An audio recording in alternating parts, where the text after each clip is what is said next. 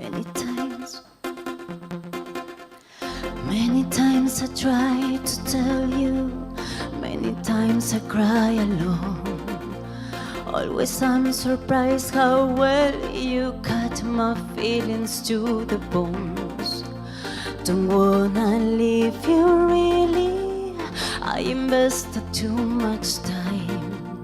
Don't give you up that easy to the doubts that complicate your mind. We belong to the light, we belong to the thunder.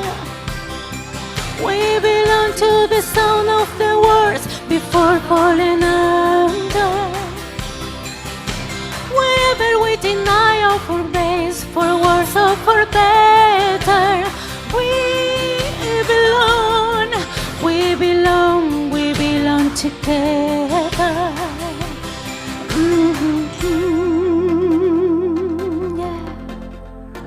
Empezamos nuestro encuentro de todos los jueves en Bar Conspiración. Un jueves especial porque es un jueves que Yo creo que inicia un ciclo de 5 años. La el nombre señora del Luz programa, Marian Nachajón, como todos los jueves, nos entrega sus canciones. Tenemos una emoción. A ver cuál es la emoción. Esto es la emoción. Yo lo que creo que nosotros desde hoy deberíamos empezar a pensar nomás en cambiarle el nombre al programa. Lo de conspiración ya no está bien visto. A partir de ayer a las 10 de la mañana más o menos. Les aviso. Yo les quiero dejar por avisado, ¿verdad? Esos tiempos no tienen retorno. ¿Cómo están? ¿Cómo les va? ¿Cómo están? Bien, bien. ¿Y usted, don Mike, cómo está? Y lo que pasa es que yo estoy pensando en el partido del domingo, pero el win derecho es firme en la otra vereda. Entonces, Sí, está complicado. está complicado. Es algo que salgamos acá con una apuesta importante. Encima Tendríamos- es nieto del fundador. La cancha tiene el nombre, es complicado. Complicado. Tendríamos que comentarle que esta barra es Es única. única. Sí. Claro, el problema es que acá en la cucaracha están con él. No está en cucaracha, Sí. ¿no? Bueno, Yo por Augusto, suerte mi cucaracha no anda así que tranquilo, yo no la escucho. Mime, compañeros, audiencia, con nosotros el ex ministro de Hacienda, Manuel Ferreira Urquetti, currículum también demasiado extenso y me quedo en lo futbolístico. Pensando en ya el partido del domingo también. Claro, claro, vamos a ganar seguro casi. Yo Muchas no, gracias, ministro. yo quiero Fue toda la participación. Sí, quiero Suficiente, anticiparle ¿verdad? a nuestra teleaudiencia que probablemente las proyecciones económicas que nos brinde sean más certeras que las deportivas. Ahí está. Esperemos que así sea.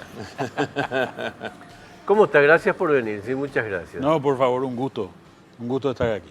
Bueno, un tiempo que se inaugura, un tiempo que siempre es de esperanza en todo proceso que se inicia. Y bueno, queríamos ver. Ayer estaba participando en un programa donde alguien decía que cuando se le entrevista a los ministros de Hacienda o del Banco Central del Paraguay, en todo este tiempo, ¿verdad? Vos tenés un dato, ¿verdad? Tenés un dato. Te dicen, bueno, esto tenemos, esta es la proyección, esta es la idea. Y se hablaba particularmente de los ministros de Educación, así sin citar a nadie, que generalmente empieza un proceso y le preguntás, ¿para qué venís vos? Y no te tiene un resumen de gestión. Te hablan de cuestiones que podría encargar la Secretaría de Función Pública, como es la institucionalización y compañía. En este caso, quizás por la madurez que tiene la política de Estado, en la economía, los hombres de la economía, los que alguna vez se sentaron en ese sillón, la tienen mucho más claro en cuanto al proceso. Y bueno, eso queremos constatar esta noche también con el señor Ferreira, para que nos comente cuáles son sus expectativas, ¿no? Se puede preguntar en primer lugar entonces si la calidad de este proceso de administración de la economía es una historia continua, ¿te parece? Sí, yo creo que sí. Yo creo que sí. Es una historia que tiene ya un tiempo relativamente importante. Fíjate que nosotros, en el año 2003, Paraguay estaba en default. Aquel famoso pago, no sé si se acuerdan ustedes, que se había dejado de pagar en realidad a las empresas constructoras. Desde aquel momento venimos subiendo y venimos en ascenso realmente de manera bastante importante. Gracias. Y hoy estamos en una situación bastante privilegiada. Un indicador que creo que ayuda. Los bonos paraguayos hoy cotizan en el mercado mundial a tasas de grado de inversión. Y nosotros, desde que salimos la primera vez, que fue en enero del año 2013, hasta el día de hoy, lo que hemos visto es que el spread, es decir, la relación que existe entre el valor del bono paraguayo y el valor del bono americano del mismo plazo se ha ido achicando. Es decir, nos fuimos acercando a Estados Unidos y en este momento en que han subido las tasas de interés por razones que son ajenas a lo que ocurre en la economía de Paraguay, nosotros empezamos a ver que nos estamos acercando muchísimo a esos valores de Estados Unidos, con lo cual nuestro riesgo relativo está disminuyendo. Y creo que esto es habla por sí solo de lo que es la economía de Paraguay. Alguien dijo, hoy o ayer fue que alguien dijo, y escuché, un colega decía algo así como, la economía en Paraguay funciona con un piloto automático. Y yo dije, che, para un poquito, me parece que son un poco injustos. Porque tampoco debe ser fácil ser ministro de Hacienda. O sea, tampoco es piloto automático. No, es piloto automático. Creo que por ejemplo, las medidas, disculpen la interrupción, pero una de las medidas más importantes, que es una de las más discutidas, ¿verdad?, por diversos sectores, por ejemplo, la emisión de bonos de deuda de compañía.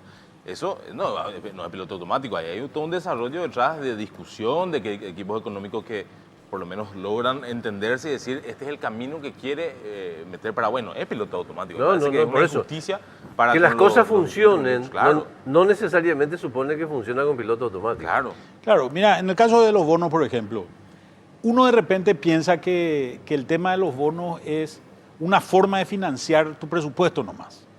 Pero en realidad, los bonos también son un indicador internacional de cuál es el nivel de riesgo percibido por los grandes inversores mundiales sobre el país. Cuando nosotros salimos por primera vez a emitir, y esta es una anécdota que creo que es importante que la gente sepa, comenzábamos la presentación, nos juntamos con 230 fondos de inversión. Estos son los dueños de la plata del mundo, ¿verdad? Y lo primero que hacíamos en nuestra presentación era mostrarle un mapa de Paraguay, donde quedaba Paraguay. Nadie tenía idea de dónde quedaba Paraguay. La gente creía que como estábamos pegados a Argentina, teníamos el nivel de riesgo similar al de Argentina. Claro, te asocian. Fíjate, a mayor tasa de interés, mayor percepción de riesgo. Yo estoy dispuesto a prestarte a vos si sos un tipo medio complicado, pero te voy a cobrar una tasa de interés más alta que si le presto a él que es una persona que tiene una historia de cumplimiento distinta. ¿Verdad? El día que nosotros salimos a 4,625. 4,625 era la tasa de interés de Paraguay. La tasa de interés de Argentina ese día era de 13%. O sea, nosotros nos desvinculamos del riesgo argentino, nos desvinculamos del riesgo brasilero, y esta es una situación muy positiva.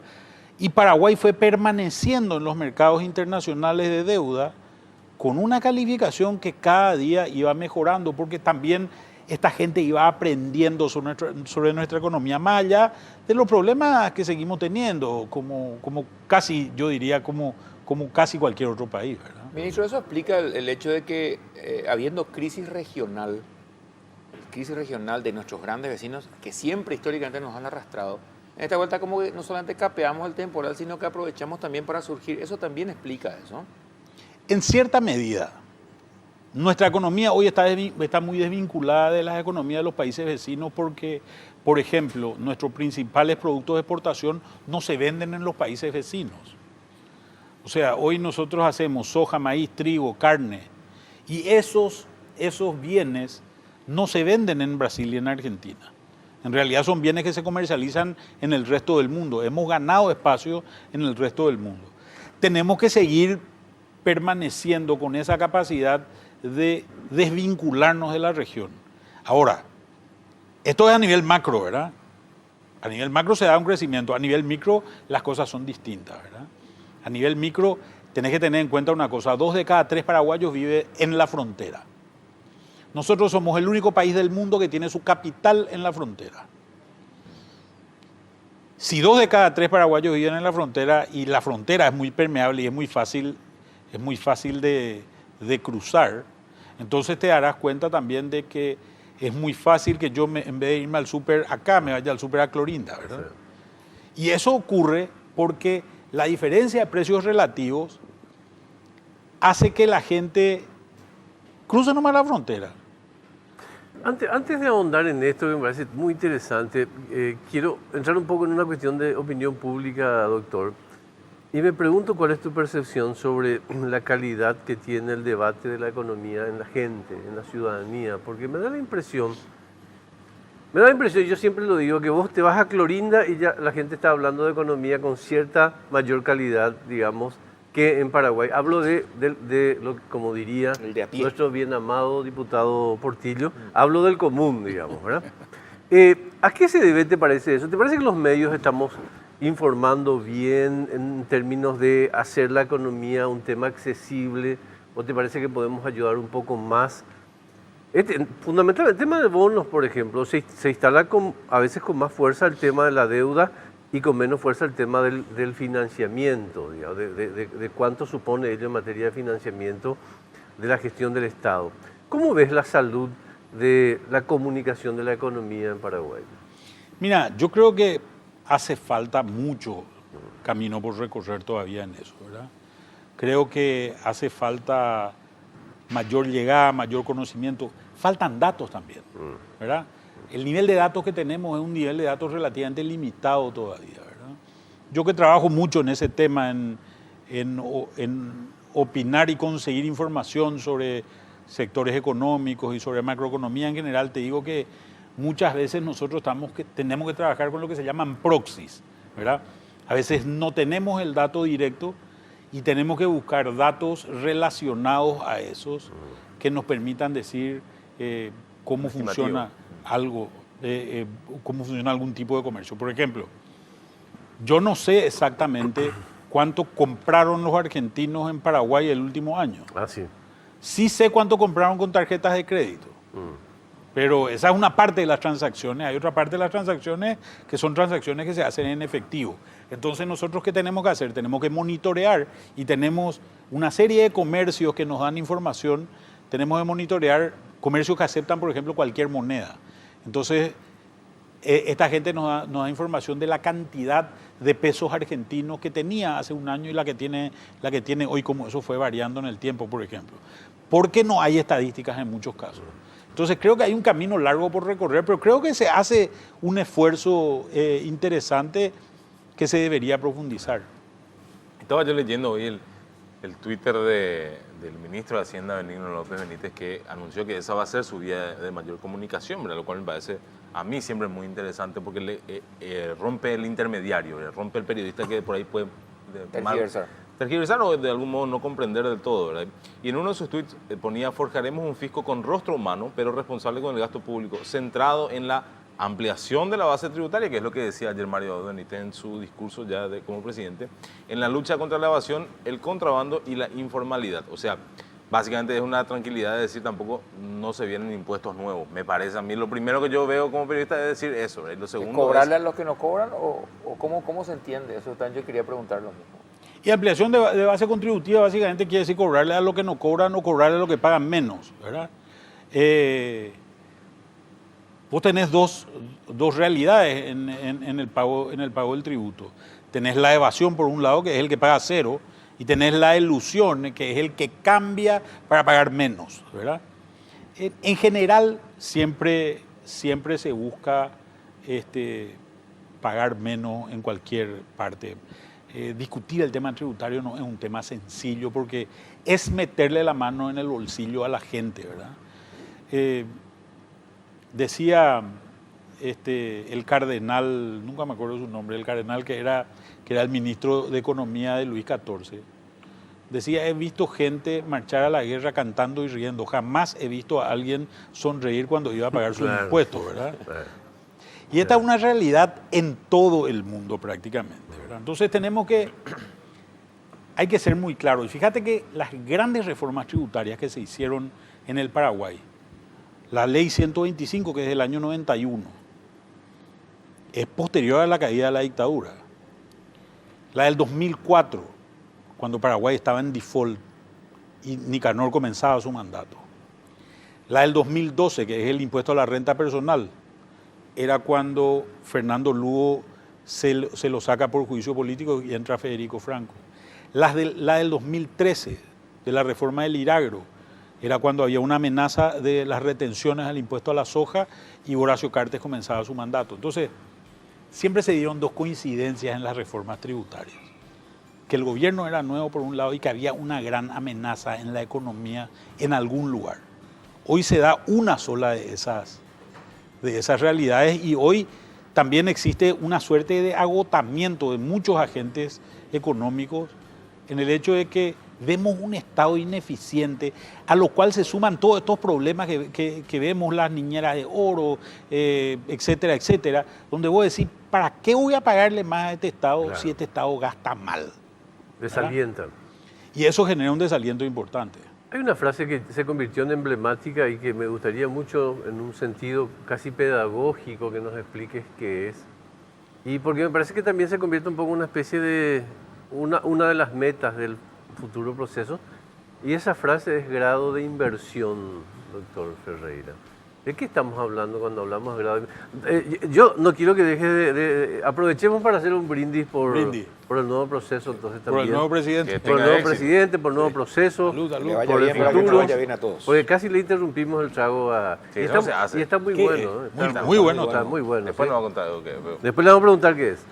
Ah, bueno. Grado de Primero se inversión. toma, después se pregunta. Explíquenos antes de que tome su segunda copa, por favor. doctor. Antes de que dejemos de entender de qué estamos hablando, ¿verdad? Grado de inversión, básicamente, en el mundo existe un sistema de calificación donde existen un montón de calificadores de riesgo. 3 son las más famosas, Standard & Poor's, Moody's y Fitch, que básicamente tienen un sistema de notas que le van poniendo a las emisiones financieras, sean estas de países o sean estas de empresas. Y hay como una raya por debajo de la cual existen lo que se llaman las empresas las empresas o los países de alto rendimiento, lo que se llama el high yield, ¿verdad? Y encima de eso está lo que se llama los países de alto rendimiento, de bajo rendimiento, pero de alta calidad en sus papeles, que se llaman high grade, ¿verdad? ¿Cuál es la diferencia entre uno y otro? Se asume que a partir de ese umbral que uno pasa, que es esa línea, el nivel de riesgo que tiene ese papel de que en algún momento no te devuelvan el dinero es prácticamente inexistente, ¿verdad? Y eso otra vez tiene matices hasta llegar al nivel menos riesgoso de todos, que es lo que se llama el AAA, ¿verdad? Paraguay está, de las 3 calificaciones, en una está a un nivel, si recibe un upgrade en eso, va a pasar a lo que es grado de inversión. Pero hoy los papeles de Paraguay están cotizando a tasas que son similares a los de otros países que tienen grado de inversión. ¿Y qué falta para que Paraguay dé ese salto y le califiquen mejor? Y mira, básicamente los 2 cuestionamientos más importantes son, uno, el problema institucional. Siempre. Y mientras quememos el Congreso y le matemos a los opositores en los partidos políticos y cosas así, la verdad es que es medio complicado decirle a la gente nosotros andamos bien institucionalmente. Ponete a pensar de una persona que mira de afuera y tiene su plata metida en este país, ¿verdad? Ese es un tema. El otro tema es la implementación cabal de las cosas que nosotros mismos decidimos. Por ejemplo, una de las cosas que nos puntualizan permanentemente es la ley de asociaciones público-privadas. La ley de asociaciones público-privadas se aprobó en el 2013 y ahora recién se está implementando uno de los proyectos que es el proyecto de lo que se llama iniciativa pública. Pero faltan todavía los proyectos de iniciativa privada. O sea, y esto se mide con la eficiencia del Estado. Esto no es un problema de gobierno, ¿verdad? Es un problema de Estado, ¿verdad? Y la calidad que tenemos en ejecutar. Y para muestra vale un botón.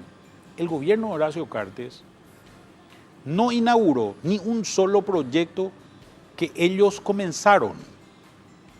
En otras palabras, el tiempo de elaboración de un proyecto es superior en Paraguay hoy a 5 años.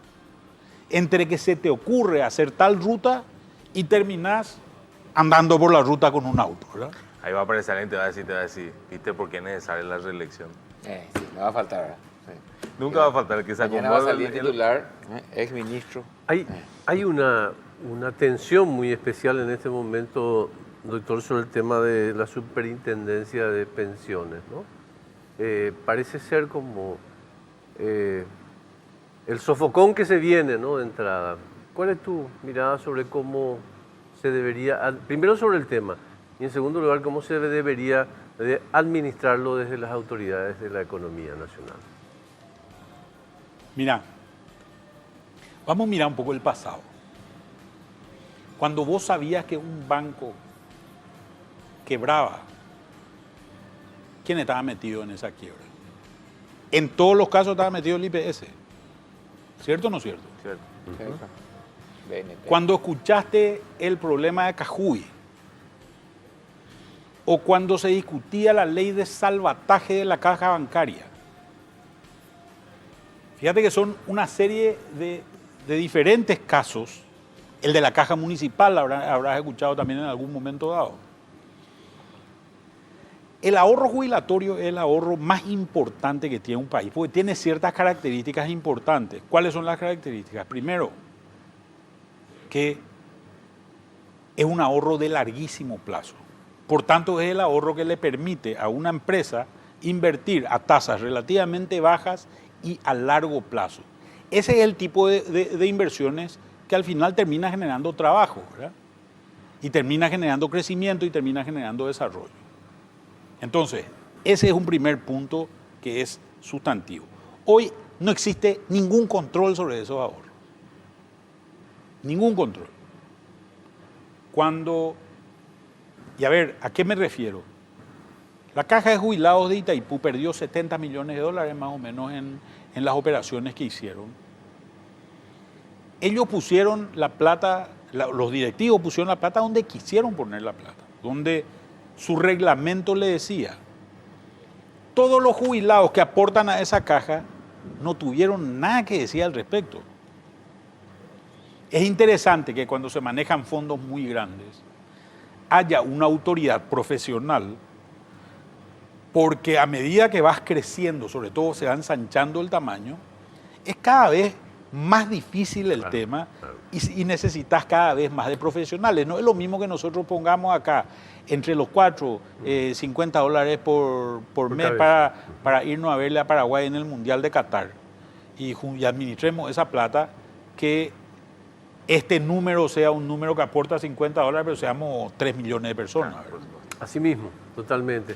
Bueno, yo creo que fue pedagógico, reitero, para comprender mejor aspectos que van a estar muy en el debate, y bueno, ese fue nuestro objetivo y yo ya lo dije.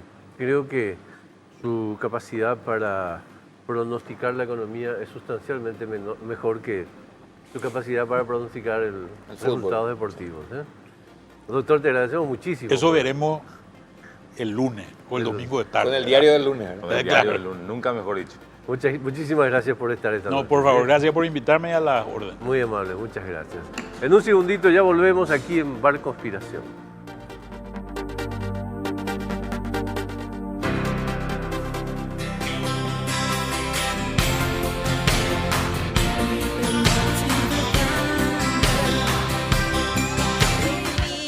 Coming home, he's my man.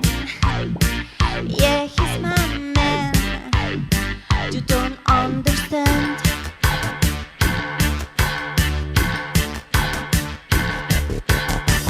Drizzly so green, celluloid 17, lip gloss full and blood. You got it lining up. He's my man.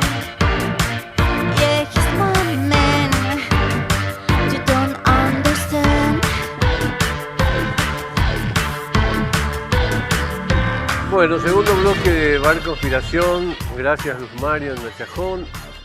Hay que ponerle nombre a las cosas, por eso este bloque tendría que llamarse algo así como pasado y futuro. Yo quería Porque decirle presente blanco y lo ponemos negro, pero nosotros. si vos querés. No es mala idea. No sé, hay uno que solamente encuadra en esa condición, el otro no. El otro pertenece a la barra, ¿Ah, sí? fuertemente. Ah, cierto. como Eso diría pertenece a esta barra fuerte. nuestro inolvidable amigo Víctor, en ese aspecto sí, ¿verdad? Bueno, queríamos hablar un poco de los temas que tienen relación con la historia del proceso presidencial en Paraguay y lo que puede pasar en la política a partir de ahora, por lo menos en los próximos 100 días. ¿Y con quiénes estamos? Estamos con el señor David Velázquez Seiferger, que ayer la rompió realmente en la transmisión que hicimos para Genes, es un chivo que va de paso. Y después está el señor Felipe Goroso, que también la suele romper. Todos los días. Claro, con más frecuencia. Pues, está A mí más me rompe activamente. mucho cuando habla de su club, pero ese es otro. Buenas noches. Cuando juega al fútbol. Caballero. ¿Cómo está? ¿Cómo andan? está, don Felipe? Bien, bien, súper bien. Gracias por la invitación, chico. Analista. Quería volver, ya lo había extrañado. Bueno, ¿Dónde se saca el título ese de analista político? A mí me pusieron una vez. Esa pregunta incómoda, más ya de entrada. Pero digo, Me pregunta de Son preguntas no hay que ¿cómo ya hacer. llegó a ver? preguntarle sobre, qué sé yo, Obvio. la franja de Gaza, cosas menos difíciles de Correcto. explicar. Claro. El conflicto histórico Me palestino. complicaba pues ya de entrada también. Historia de presidentes, historias curiosas, han marcado todo el itinerario, ¿no? Del Paraguay independiente y por qué no un poco antes. Esas historias tienen una oportunidad de ser reflotadas en estas épocas inaugurales de procesos, ¿no?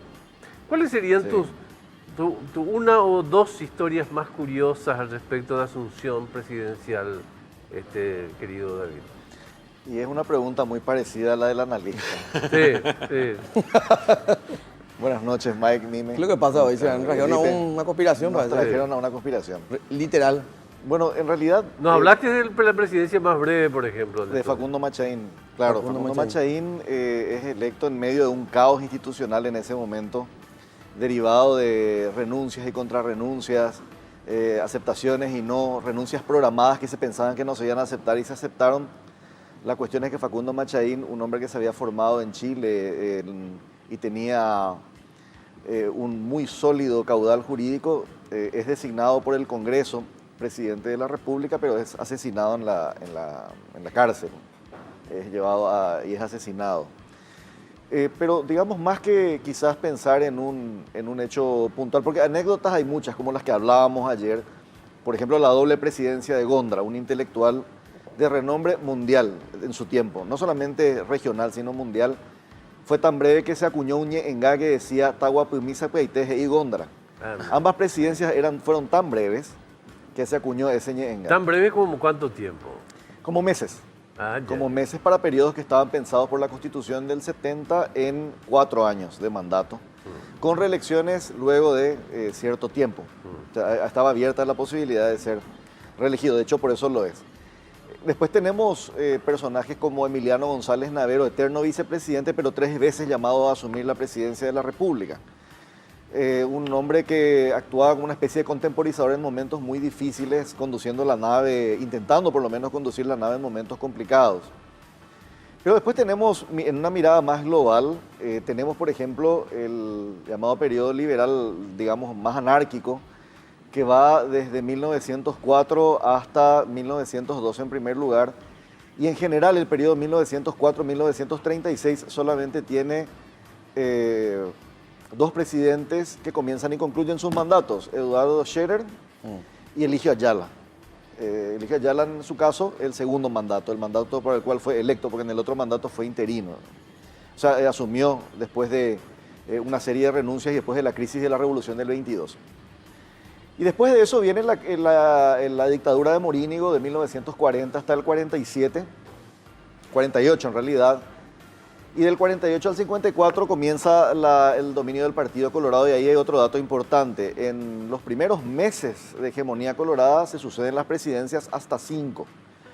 Rápidamente, Juan Manuel Frutos derroca a Morínigo porque se imaginaba que Morínigo iba a intentar es decir, mejor dicho, el Partido Colorado desplaza a Morínigo porque imaginaban que, habiendo ganado Natalicio González las elecciones, Morínigo no le iba a dar el mando. Entonces interina a Juan Manuel Frutos. Asume Natalicio González, es desplazado por un golpe liderado por Raimundo Rolón. A su vez, él es desplazado por Molas López. A su vez, es desplazado por Federico Chávez. A su vez, es desplazado por Stroessner, aunque Stroessner no asume inmediatamente, sino hay un interinato que te comentaba ayer, 3 días sin presidente, y luego asume Tomás Romero Pereira. que como interino conduce el país hasta las elecciones del año 1954, Habría que cuando asume Stroessner. Habría que hacer una investigación seria sobre esos 3 días. A ver cómo ¿Qué le pasó, fue. verdad? Claro. Pero te quiero dar un dato más, Augusto, y que creo que es importante, en retrospectiva de largo plazo del proceso político. Desde que se fundan los partidos políticos hasta 1928, hubo una competencia presidencial, una, la del 28. Es decir, en 41 años los partidos no habían competido ni una vez. De hecho, Por la presidencia. De hecho, en los 20, perdón, Augusto. Sí, dale, adelante. De hecho, en los 20, un sector, una franja del Partido Colorado planteaba inclusive el abstencionismo, no participar directamente. No participar. Y el Partido Telemaco Liberal estaba Silvera y dividido. demás, ¿verdad? Y había otras líneas que planteaban así participar con una presidencia liberal que te decían, no, acá vamos a ir al muere porque estos tipos están Y en el manejando país. 28 esa fracción que quiere participar se impone. Y el otro dato es, desde 1928 hasta 1943 otra vez no hay competencia, es decir, no hay elecciones. O sea, en el 43 Morínigo asumió en el 40, ya sabemos, a raíz de la muerte de Estigarribia. Y dicen, según la constitución del 40, tenía que convocar a elecciones en un determinado plazo. Convoca, efectivamente, pero para el 43. Antes de que le pregunten a... Yo en realidad no voy a preguntar nada. Antes que le Voy a pregunten decir una boludez. a Felipe lo que quieran sobre lo que va a pasar, yo quiero detenerme. A veces los datos del presente no tienen la magia de la historia, pero son curiosos también. Les quiero hablar de una persona, se llama Bernardino Soto Estigarribia. Fíjate este dato. Él fue candidato en el 2013 Sí. y terminó siendo ministro de Defensa de Horacio Cartes. Candidato a presidente de la República en Interna Colorado. Adivinen qué fue en el 2018 ¿Y dónde terminó? ¿Y cómo terminó otra vez? y terminó siendo ministro de Defensa de Marito. O sea, esas historias, por ejemplo, va a recogerla. Esas son historias de astucia, son artimañas, son, ok, Claro. me meto a ser candidato para que después negocien conmigo, ¿entendés? Claro. Esa es la política criolla paraguaya. Para Y esa es terminar- la política que aporta ese tipo de circunstancias, como vos mencionás, y que le da ese yucú, que te guste o no te guste, es bien paraguayo de cómo funciona la política, digamos. Claro. ¿no? Cuando digo yucú no hablo de simpatía, sino hablo de la sal, Claro. Del ese- condimento ese que le da. condimento. Augusto, déjame darte un Más dato y pimienta que sal, ¿eh? cierro Sí. la parte de la historia. En el Más condimento 43, que- por supuesto, Morínigo se presenta solo. De manera que del 28, cuando se produce la primera y última por muchos años competencia interpartidaria por la presidencia, hay que esperar para una nueva competencia interpartidaria presidencial hasta 1963. Ya bajo el gobierno de Stroessner y por lo tanto, bajo estado de sitio, elecciones Claro. controladas, con poca capacidad de organización de la oposición, proscripciones, persecuciones, etc. Claro. Tenemos poco tiempo, por eso quiero aprovechar para la presencia de Felipe para que nos cuente qué va a pasar en los 100 días. ¿Qué te parece, Felipe? Lo primero tengo que decir que está muy rica la bebida esta. ¿eh? Sí, Que me sí. cuenten Háblenos, que está muy enseguida, buena. En el siguiente bloque Está- nos cuenta bien. Está muy buena. Muy buena. No, para ver qué va a pasar en los 100 días. Primero lo que se ve, Augusto y amigos, y también la teleaudiencia, es como que yo lo planteo como un rearmado dentro de lo que es Añetete, de un desplazamiento de aquellas figuras un poco más históricas, si no tienen nada que ver con la edad. Gente como Silvio Velar o Calega Laverna que están siendo un poquito, entre comillas, desplazados del primer anillo de poder, por otra gente como Juan Ernesto Villamayor, Vince, Peta mismo, ¿verdad? Y eso trae consigo que el sector que fue elegido para gobernar o para cogobernar una coalición, digamos, en el gobierno, inclusive eso se ve también en los nombramientos en los ministerios, son sectores de la oposición, ¿verdad? Entonces, de alguna manera parece que ellos, y lo hablábamos también ayer, el gobierno de Marito Ado eligió como su villano, como el malo del cuento a Honor Colorado, como su enemigo a pulverizar, entre comillas. Entonces, vamos a tratar de construir mayorías con la oposición. Y ahí la duda que yo planteé en mi columna la semana pasada en La Nación, si esa unión o esa coalición va a ser sólida o va a ser algo demasiado efímero y demasiado puntual por proyecto que te va a llevar una cantidad de esfuerzo juntar los votos para pasar tus leyes, ¿verdad? Tenemos que ir a una pausa, pero la historia nos dice que esa oposición en la historia paraguaya tendió siempre a solidificarse antes que fracturarse. Preguntarle a Argaña, preguntarle a Marito. No, claro, sí. Así que hay mucha historia por delante. Tenemos que volver después de una pausa, ¿sí?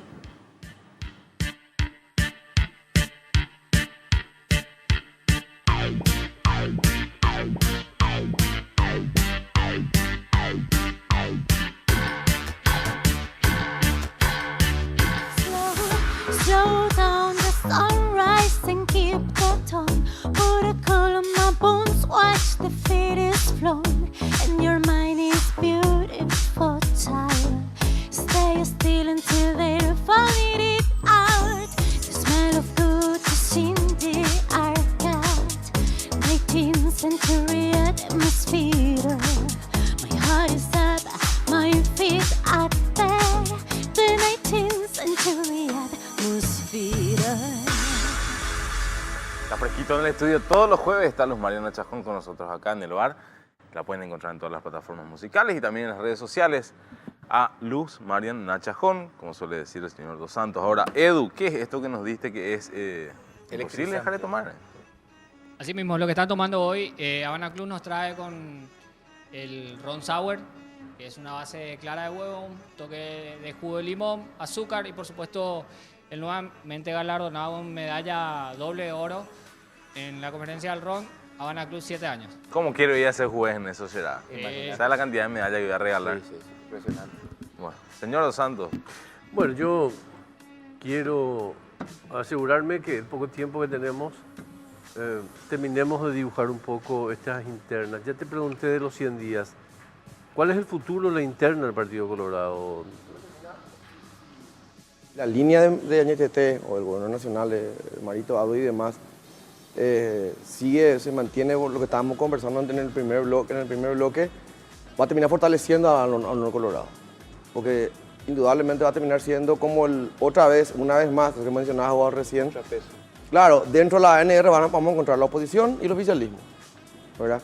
Y tenemos que agregar el componente que Honor Colorado hasta ahora demostró ser un movimiento ordenado, ¿verdad? Y ahora con mucha más, entre comillas, libertad de acción, donde su líder principal no tiene más ningún tipo de atavío, digamos, de ser presidente de la República, ni le va a dar mucha más libertad de acción y también de discurso, ¿verdad? Para mí termina siendo fortalecido si se mantiene eso, ¿verdad? Aquí es una pregunta picante un poco a Sí. Felipe. Felipe, Eso no incluye presupuesto. ¿Cartes es más peligroso dentro o fuera? Yo lo hubiese puesto adentro, Eso es cierto, entonces es lo que dijeron. de verdad. ¿Es un error táctico o deseo de apreciación? Para mí es un error, para mí una tontería casi. Últimos segundos por minutos, tenemos minuto y medio creo para que nos cuentes un poco más de historia, David, de las presidencias. Bueno, después tenemos el caso del presidente que murió en el cargo, Manuel Franco, que falleció de un ataque cardíaco el 6 de junio de 1919, es reemplazado por el presidente Montero. Digamos que nuestras presidencias, después viene Stroessner y está mucho tiempo en el poder, pero en general las transiciones presidenciales en el Paraguay hasta ahora son bastante polémicas, tensas, difíciles, pero creo que hay una tradición política detrás que pasa por estos arreglos. En el pasado no eran arreglos, eran directamente golpes de Estado, desplazamientos de gente, insisto. Solamente Eligio Ayala y Eduardo Scher comienzan y concluyen su periodo presidencial en el primer tercio del siglo pasado. En el caso de Stroessner, notamos cómo él va alterando la ley de acuerdo a la coyuntura para prolongar su estadía, su presencia en la presidencia de la República. En un momento dado, para la elección del 63, él ya no podía candidatarse, pero apareció un dictamen de la Cámara de Diputados diciendo que sí puede por un periodo más. Y cuando se estaba por cumplir ese periodo, convoca la Constitución del 67.